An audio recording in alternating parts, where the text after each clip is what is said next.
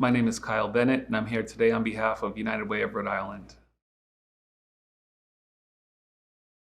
Our organization is about 100 years old. We're approaching our 100th anniversary in a couple years, and we have been here serving as a community chest, an investor in the neighborhood, but more importantly, as an organization that leverages policy against societal change and improvement of conditions for people who are represented in our most recent strategic plan that are identified as members of BIPOC communities, Black, Indigenous, people of color. So I'm a housing advocate, and I always start with housing first because I believe when homes are stable, everything else in life has a chance. Our organization has worked both as a policy lead, but also an investor in affordable and supportive housing programs. One of the things that we really enjoy doing is leveraging data against sound policy. We believe that's the best opportunity for us. So we worked most recently through the COVID-19 pandemic to create a rental assistance program, something we have not done in recent memory. And the benefits of doing that program, really designing it, challenging the state and federal governments to become more flexible to support individuals who are going through a pandemic and crisis in their own right, was that we learned a little bit more about policy. We learned a little bit more about programs. So our advocacy now is based in a bit of experience as well as the data that we receive from our call center at 211. Here at United Way, we have decided to begin to invest differently in organizations that are led by people of color, particularly those who are Black.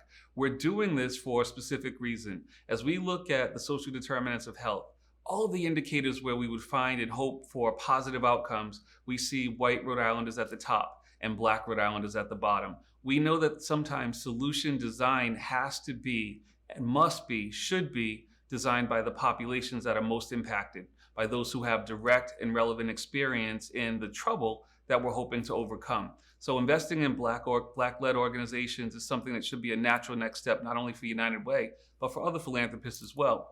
It's time to invest in the organizations that are directly connected to, directly serving, and led by the populations who have been most impacted and most affected by our failed policy, our failed or underinvestment in communities, and ultimately have the most to gain. This is not something we do in isolation. We do this in tandem with the investment in other organizations, but this specificity around investing in Black-led organizations really is designed to yield a different and disparate set of outcomes for Black Rhode Island. To be honest, we're just starting with 1 month. Black Philanthropy Month has been around for about a decade, a little bit over a decade. And here in Rhode Island, we're hoping to make this part of the cultural fabric of the great state of Rhode Island. We want to be able to lift up and highlight the investments that Black Rhode Islanders make with regards to their philanthropy. Many times we are told or see in reports that Blacks are not charitable in Rhode Island. We know that that's simply not true. It's the places that we use to measure philanthropy that are traditionally not inclusive of Blacks. So when I think about folks who give not just 1 or 2% of their salary, but who tithe 10% to their place of worship every week, every pay period, every month, every year, I think about what that philanthropy looks like. When I think about organizations that may collect donations but don't necessarily account for them in the same or traditional manner that other larger organizations like United Way do, I think about that as Black philanthropy. And then when I think about folks who are investing in our youth and children in the community, whether it's through a canning activity, a neighborhood fundraiser like a spaghetti dinner, I know that that's Black philanthropy. So this month, August 2022, is the month where we're going to highlight and acknowledge Black philanthropy regardless of the size of the donation. It's more about the impact and the impact that we can make as a collective. The impact is simple.